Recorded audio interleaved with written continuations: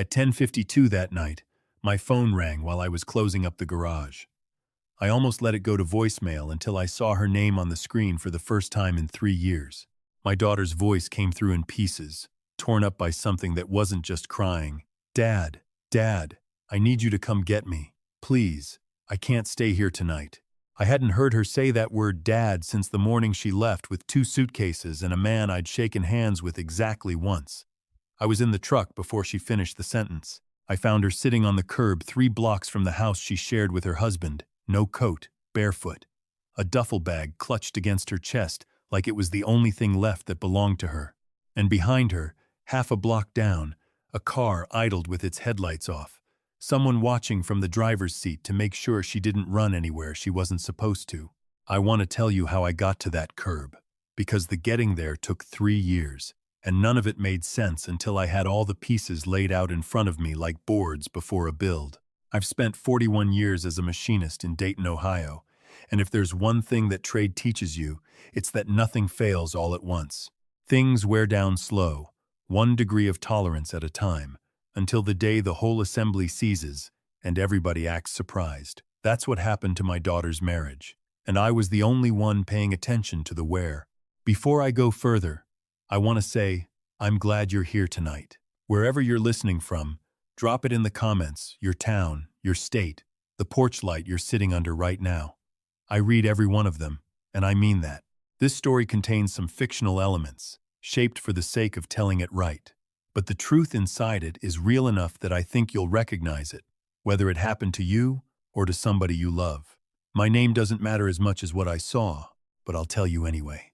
My name is Walter Kessler, and this is the night my daughter called me from a curb in the dark, and everything I found out after. It was 10:52 on a Thursday when the phone buzzed on the workbench next to a socket set I'd been organizing out of habit more than necessity. I don't sleep well anymore. Never have, not since my wife Dolores passed 6 years back. So most nights you'll find me out in the garage with the radio low and my hands busy on something that doesn't need fixing. That night I was regapping spark plugs for a neighbor's mower. Work that didn't matter. Work that was just an excuse to keep my hands from being still.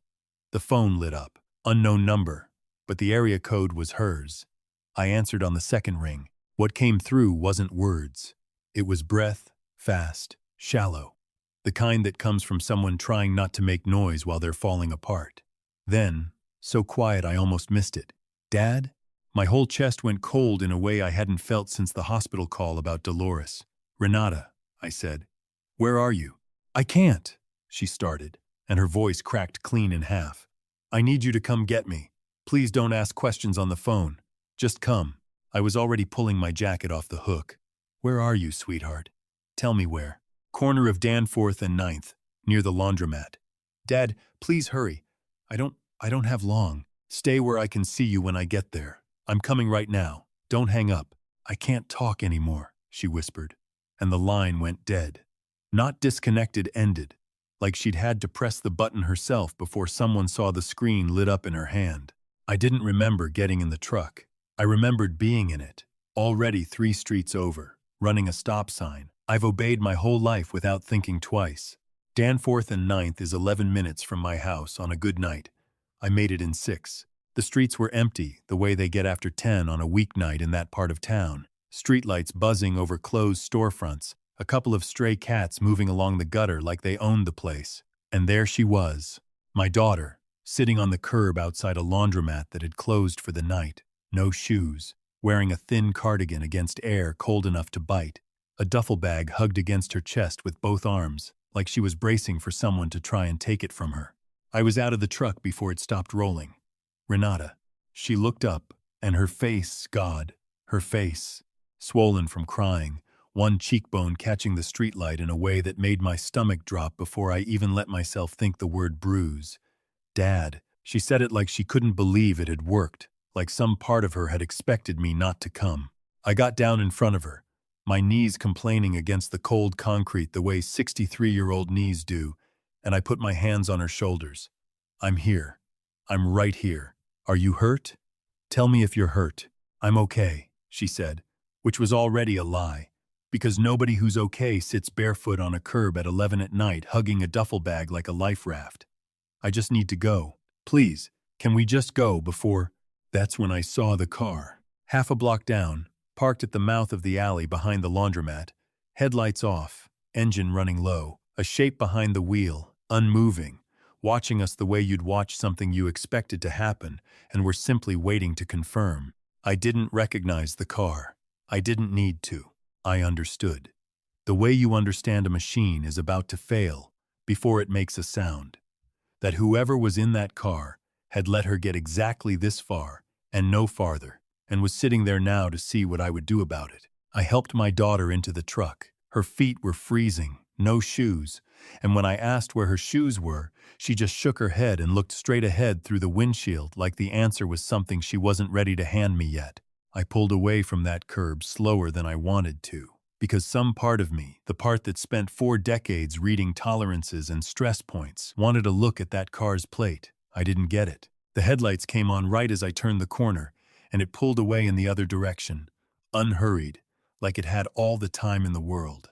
I drove Renata straight to my house instead of back toward wherever she'd come from, and she didn't argue, which told me more than anything she'd said so far. In the driveway, under the porch light I'd left burning every night for 3 years, without ever admitting to myself why, she finally looked at me and said, "I'm sorry. I'm so sorry I didn't call sooner." "You called when you needed to," I told her. "That's all that matters tonight. I want you to understand something before I go further into what she told me, because it's going to sound, at first, like the kind of story where the signs were obvious and everybody should have seen it coming. They weren't obvious, not from where I was standing. I'll take you back to where this started, because if you can find the beginning of a thing, sometimes you can understand how it got so far gone. It started 3.5 years ago, on a Sunday in April, when Renata brought a man named Curtis Whitfield to dinner at my house. Dolores had been gone 8 months by then, and I hadn't had anybody sit at that table besides Renata and me since the funeral, so I'll admit I put more into that dinner than I usually put into anything. Pot roast, the recipe Dolores always made for company. Carrots soft, gravy thick enough to hold a spoon standing up. I even ironed the tablecloth, which is not a thing I had done in my life before that day, and haven't done since. Curtis arrived at 6 sharp, which I noted and approved of, because punctuality is a virtue I respect more than most people give it credit for. He was polished in the way some men are pressed shirt. Firm handshake, a smile that came fast and stayed put. "Mr. Kessler," he said, shaking my hand with a grip calibrated to feel confident without being aggressive. "Renata's told me so much about you. Good things, I hope," I said, "the way you're supposed to say it." "Only good things," he said, without even the half-second pause a man gives when he's actually checking his memory for something true to say. That was the first thing that bothered me, and I want to be honest that I noticed it and said nothing, because my daughter was smiling in a way I hadn't seen since before her mother got sick, and I wasn't going to be the man who took that away from her over a handshake. Dinner went fine on the surface. Renata talked about a promotion she was up for at the accounting firm downtown, and her whole face did that thing it's done since she was 7 years old, showing me a drawing lit up from somewhere underneath, proud of something she'd built with her own hands. Curtis let her get halfway through before he cut in.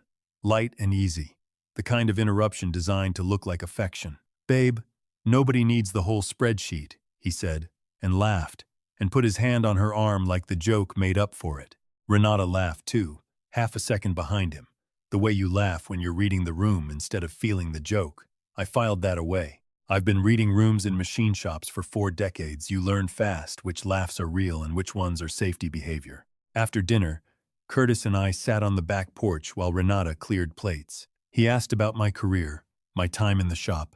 Easy questions, well aimed, the kind that make a man feel listened to without costing the asker much. He was good at it.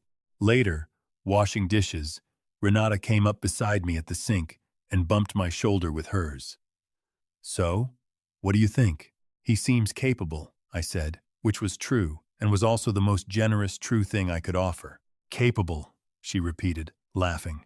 "That's a very dad thing to say." I dried a plate and set it in the rack and didn't say anything else, because I'd already learned by then, with just Renata and me in that house, that saying the whole truth too early only made her dig her heels in on the other side of it. Over the months that followed, I watched more than I talked.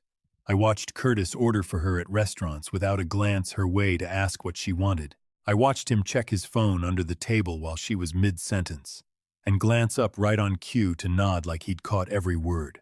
I watched him fold his hand over hers a beat too long, a beat too tight, in moments that weren't tender so much as they were correcting. None of it, on its own, would hold up as evidence of anything. That's the thing about a man like that. Everything he does is deniable, one piece at a time. It's only when you stack all the pieces together that the shape of it becomes unmistakable. They got engaged that October. Renata came over alone to tell me, practically vibrating with it, and I hugged her and told her I loved her and meant every word, because I did, and because loving my daughter has never once depended on approving of her choices. But later that night, after she'd gone home, I sat at my kitchen table with a cup of coffee going cold in front of me, and I let myself think the thought all the way through for the first time. I don't think that man sees her. I think he sees a version of her that makes him look good, and there's a canyon of difference between those two things. I never said that to her outright. What I did, instead, carefully, without ultimatums, without raising my voice, was ask her to slow down, take more time, make sure. What she heard, instead, was accusation. "You've never given him a real chance," she said, her voice gone tight the way it does when she's hurt and trying to armor over it. "Everything you've given him is suspicion, Dad. That's all it's ever been. Renata, I'm done needing your approval for my own life." She stood up, grabbed her keys off the counter, and the door closed behind her with a sound like the final period on a sentence I hadn't finished. That was, as it turned out, close to the last real conversation we had for almost 3 years. I want to tell you about those 3 years, because they matter as much as anything that happened on that curb. I didn't chase her. Every instinct in me wanted to drive to wherever she was living and pound on the door until somebody let me talk to my daughter. But I understood the way you understand not to force a bearing that's binding. That pushing would only drive her further from me. So instead, Dolores's old advice came back to me, something she used to say about her own mother. Stay reachable. Don't chase. Just don't ever let the door lock from your side. I texted her every Sunday. Nothing that demanded a response. Just thinking about you today. Garage is warm if you ever want to stop by. Love, Dad. 3 years of Sundays. None of them answered. When the cell company called to offer me a cheaper plan with a new number bundled in, I told them no thank you and hung up before they could finish the pitch. Because some part of me understood, without being able to say why, that keeping that number was the only door I had left open. I set a place for her at Thanksgiving every year. Dolores used to do it before she passed, and I kept doing it after, first out of habit and then out of something closer to faith. The turkey, the sweet potatoes with the pecans on top the way Renata always asked for as a kid, a fourth chair pulled up to a table that only ever sat 3 of us, or 2, or that last year just me. I never took that chair away. Some nights I'd drive past the house Curtis had bought them out in Kettering, not planning to stop, just slow enough to see a light on upstairs, and tell myself she was fine in there. I'd drive home and repeat it to myself like a prayer I didn't fully believe. She's fine. She's fine. That house has lights on. Lights on means fine. It wasn't enough, but it was what I had. The hardest night of those 3 years came the October before last, the night before what would have been her 30th birthday. I couldn't sleep, so I went out to the garage, and in the bottom drawer of the old workbench, I found a card she'd made me for Father's Day, when she was maybe 14, construction paper gone soft and yellow at the folds. Inside, in handwriting I hadn't seen in years, she'd written, "Dad, you're the one person I never have to explain myself to. Even when I'm mad at the whole world, I'm never mad at you." I read it 3 times under the shop light with sawdust on my boots, and then I folded it back along its old crease and put it in my shirt pocket, and I left it there for longer than I probably should admit. I found out the rest of it, the shape of what those 3 years actually held from Renata herself, over the 2 days she stayed with me after that night on the curb. She told it to me in pieces, a little more each time she felt strong enough to hand me another piece, the hardest parts coming out after dark on the second night, when the house was quiet and there was nowhere left to hide from the truth of it. "You want to know what a normal morning looked like?" she asked me, sitting on my back porch wrapped in one of Dolores's old cardigans, staring out at nothing. Curtis's mother, Judith, moved in with them 8 months after the wedding. Officially, it was temporary, while she recovered from a hip surgery. She never left. Judith Whitfield, as Renata described her, ran that household on a schedule precise enough to set a watch by. Every morning at 6, a list appeared on the kitchen counter. Renata's list, never Curtis's. Laundry, the downstairs bathrooms, the grocery run, dinner prep time to Curtis's return, which was never at a fixed hour, so the meal had to be endlessly adjustable, endlessly ready. "What did she have you doing at 6 months pregnant?" I asked. Because by then Renata had told me the part I hadn't let myself react to yet, that she'd lost a baby the previous spring, 4 months along, and that Judith's response to the hospital visit had been to remind her, the very next morning, that the bathroom grout still needed attention. She said grief wasn't an excuse to let the house go, Renata told me, and her voice had that flatness that comes after you've cried about something so many times there's nothing left to cry with. I pressed my hand over my mouth and made myself stay quiet, because Renata didn't need my rage in that moment. She needed to get to the end of the sentence. "Curtis knew," I said. "He had to know." "He knew," she said. "He told me his mother had been through a lot, that she just needed structure right now, that I should be patient." Every time I tried to talk to him about it, somehow, by the end of the conversation, I was the one apologizing. She told me about her phone next, and this is the part that made something in my chest go cold, and still in a way rage hadn't managed. About 6 weeks after Judith moved in, she introduced a rule. All phones charged overnight in the kitchen, for safety, so nobody's battery died in their sleep. Renata didn't think much of it at first. By the time she understood what was actually happening, it had been going on for the better part of 2 years. She was reading them, Renata said, every night, reading your texts and deleting them before I woke up. Every Sunday, gone. I'd check my phone in the morning and there'd be nothing. Month after month, nothing. And Judith had already told me calmly, like she was doing me a favor by explaining it, that you'd said you needed space, that you and I weren't close anymore, and it might be easier on everyone if I stopped expecting to hear from you. 2.5 years, I said, once I trusted my voice again. I sent a text every single Sunday for 2.5 years. "I know that now," Renata said, and her chin trembled in the particular way it had since she was 5 years old, right before she got it back under control through sheer effort. But I didn't know it then. Every silence felt like it confirmed what she'd told me. I thought the silence was you giving up on me. It wasn't you. It was her. "I know," I said. "I know that now, too." She told me about the stairs on the second night, the part I think she'd been building up to the whole time. 7 months along, carrying a laundry basket down to the basement, because Judith didn't like the machine running upstairs during the day. The noise disturbed her programs. Renata's foot caught the edge of the second to last step, and she went down hard, sideways, the basket scattering across the concrete floor. She sat there, she told me, for close to 10 minutes before anyone came to check, because Judith had been in the next room the whole time and hadn't heard, or said she hadn't. When Judith finally did find her, sitting on the basement floor with her hand pressed to her stomach, her first words weren't, "Are you hurt?" They were, "You need to be more careful. These things cost money to fix." I didn't say anything for a long time after she told me that. I just sat with her on the porch and let the silence hold both of us up. 3 weeks before her due date, she found the receipt. Curtis's jacket, sent to the dry cleaner, a slip of paper still folded in the inside pocket from a weekend she'd been told was a work conference in Columbus, a hotel in Chicago, 2 guests, a name that wasn't hers. "I stood there in the laundry room holding it," she said, "and I didn't cry. I just felt something in me go very quiet, like a door closing somewhere I couldn't see. I put it back in the pocket. I sent the jacket out. I made dinner that night like nothing had happened, because I had $11 in an account Judith could see every transaction on.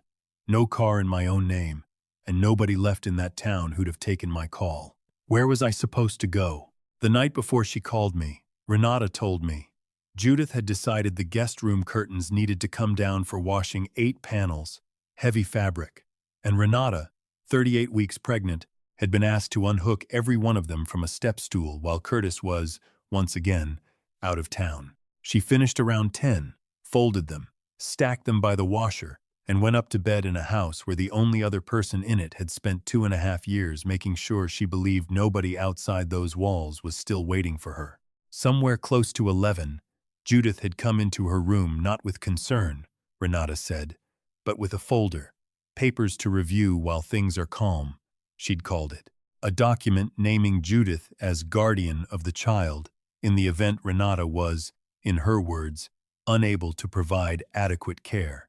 Sign it tonight, Judith told her, so it's settled before the baby comes and there's no confusion for anyone. Renata looked at that folder, she told me, and something that had been sitting dormant in her for 2.5 years finally moved. She said she needed to use the bathroom.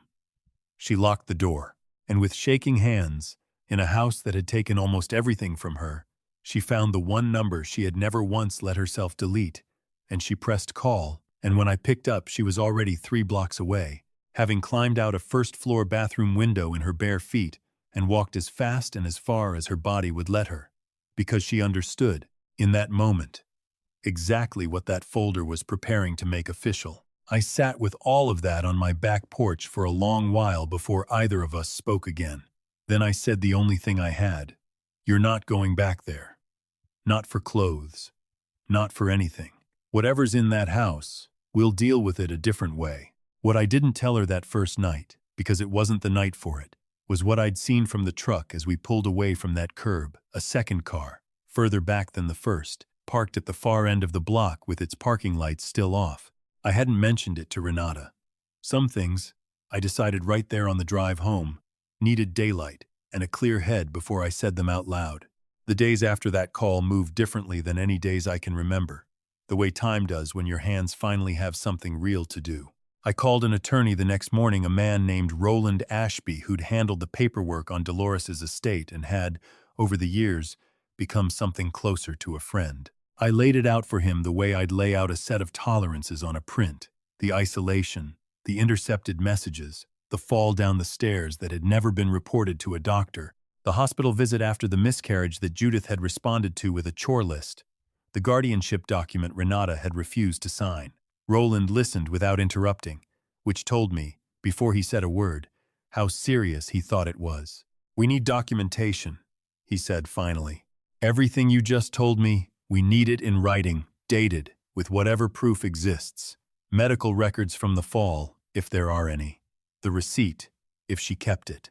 Financial records showing she had no independent access to funds. This is how you build something that holds up, Walter. Not with anger, with evidence. I want to tell you that everything moved fast after that, but it didn't. Not at first. It moved the way real things move, slow, methodical. One signed form and one notarized statement at a time. Renata, once she understood we weren't going to force her into anything, started remembering details she hadn't offered that first night. A folder Judith kept in a locked drawer in the study. A separate bank account Curtis had opened without telling her, the statements mailed to his mother's address instead of their own. A conversation, overheard through a heating vent, between Curtis and Judith about a life insurance policy that had been increased 8 months into the pregnancy, naming Judith as contingent beneficiary if anything happened to Renata during delivery. I sat with that last one longer than any of the others. I've built things my whole life, and I know the difference between a house that was built to shelter a family and one that was built, from the studs out, to serve somebody else's plan. I don't know how much of what Judith intended was as calculated as it looked laid out on paper in Roland's office, and I've made peace with the fact that I may never know the whole of it. What I do know is that the pattern, once you saw all the pieces at once, wasn't an accident. A woman isolated from money, from family, from any way of leaving. A policy quietly increased. A guardianship document produced on the exact night a birth was expected within days. You don't stumble into that shape by chance. You build toward it, one small, reasonable-sounding decision at a time, the same way I once built a house that's still standing 30 years later. Some things get built to last.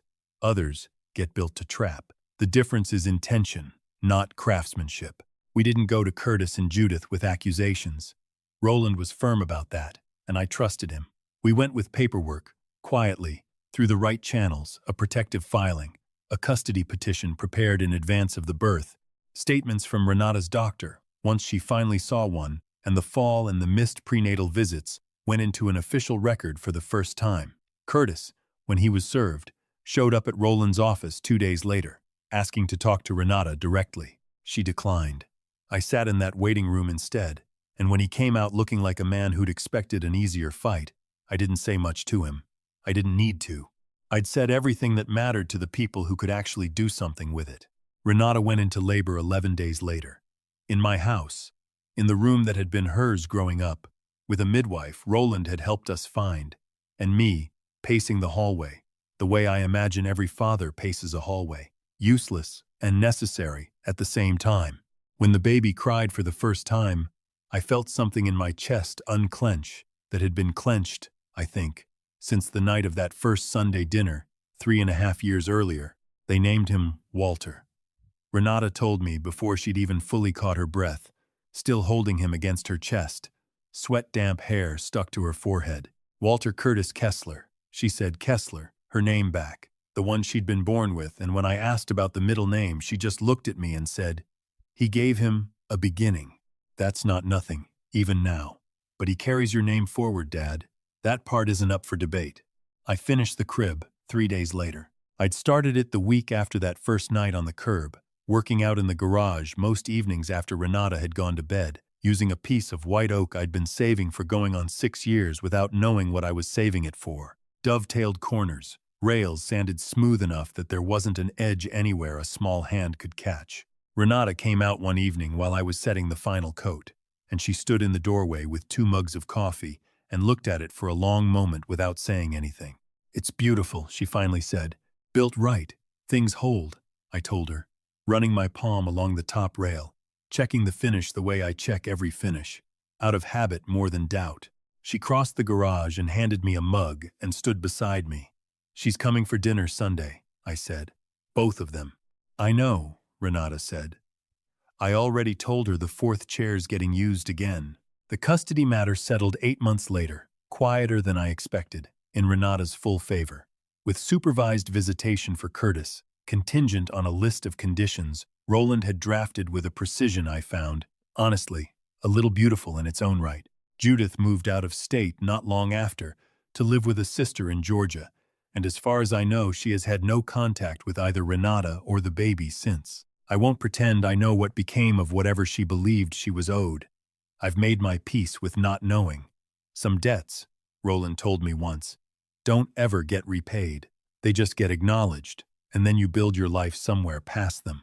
Sunday dinner is a real thing again in my house now, the way it used to be when Dolores was alive to set the table. Renata comes every week with little Walter, who is 11 months old now and has, against all biological logic, my chin instead of his mother's, a fact I remind her of every single time, and which she pretends, every single time, to find exhausting. Last week she sat at the table, coffee in front of her exactly the way she likes it, no one needing to ask, and watched her son grab for a spoon with both fists like he'd already decided something important about it. And she looked over at me and said, "Dad, I keep thinking about that night. How close I came to not calling anybody at all." "You called," I told her. "That's the only part that matters. You held on long enough to call. I'm not a man who talks much about the things I've learned in 63 years on this earth. I fix what's broken. I build what's needed. I show up when the phone rings, whatever time it rings. But sitting in my garage some nights now, running my hand along a crib that's already got a small dent in one rail from a toy truck thrown a little too hard, I think about the 3 years of unanswered Sunday texts, and I understand something I wish I'd understood sooner. Loving somebody doesn't mean standing in their way. It means keeping the porch light on, and the phone number the same, and the 4th chair at the table, until the day they find their way back to it. If you're a parent, watching somebody you love walk towards something that scares you, don't chase them. Don't push. Just stay reachable. Be the number they never delete, even when 3 years go by in silence. And if you're the one who's been walking away, if you're reading this and some part of you is thinking about a door you closed a long time ago, that door doesn't lock from the outside. It never did. These are the stories that stay with me. The quiet ones that never make the evening news, but reshape everything that matters in a family.